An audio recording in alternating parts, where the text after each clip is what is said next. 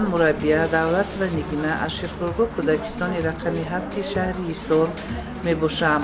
Мо имрӯз дар ҳамин семинар лоиҳаи инкишофи барвақтии кӯдакон барои густариши сармояи инсонӣ дар Тоҷикистон дар семинар иштирок намуда ва бисёр чизҳо ва бисёр таҷрибаҳоро барои худ омӯхтем, ки дар оянда мо бо насли наврас кӯдакон ин корҳоро иҷро намуда ба онҳо низ омӯзем.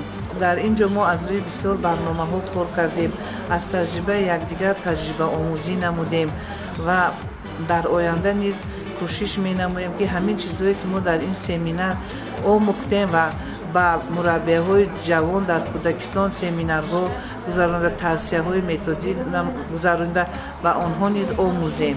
Батои шуданаш мумкин аст, ки фарз кардем аз ҷиҳати ҷисмонӣ ягон хел фикр андашаатон нест, лекин аз ҷиҳати масалан равонӣ, аз ҷиҳати қабул кардани маводатон ҳамонҷа ба шумо метавонед ки ҳаминҷа як ишорае кунед ки барои шумо фаҳмо бошад.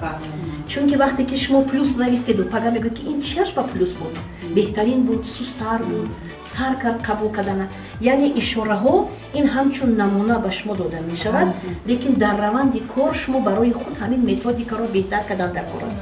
ман Ашурова Нозия, мураббияи Кӯдакистони рақами 3 шаҳри Ҳисор. Миннатдории худро ба асосгузори сулҳу ваҳдати миллӣ, пешвои муаззами миллат, президенти ҷумҳурии Тоҷикистон муҳтарам Эмомалӣ Раҳмон ва ба маорифи ҷумҳурӣ мерасонам, ки чунин семинарҳоро барои мо омӯзгорон, мураббияҳо пешкаш менамоянд. Мо дар ин семинар аз муаллима Гулчеҳра Ҷалолова таҷрибаҳои бое ки доштанд, мо низ ба худ гирифтем ва мехоҳем ки ба дигарон низ ин таҷрибаҳои бои ғание ки муаллима доштанд ба дигарон мо низ омӯзонем.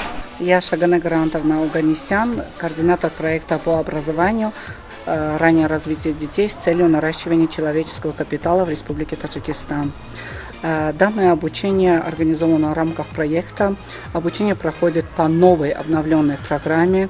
Над разработкой программы работали группа разработчиков, команда проекта, а также Министерство образования, специалисты из Министерства образования и Республиканского института повышения квалификации. Новая программа основана на педагогике, ориентированной на ребенка, а также обучение через игру.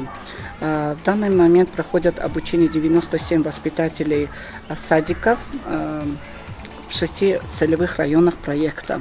В итоге до конца октября будут обучены 340 воспитателей дошкольных образовательных учреждений по данной программе.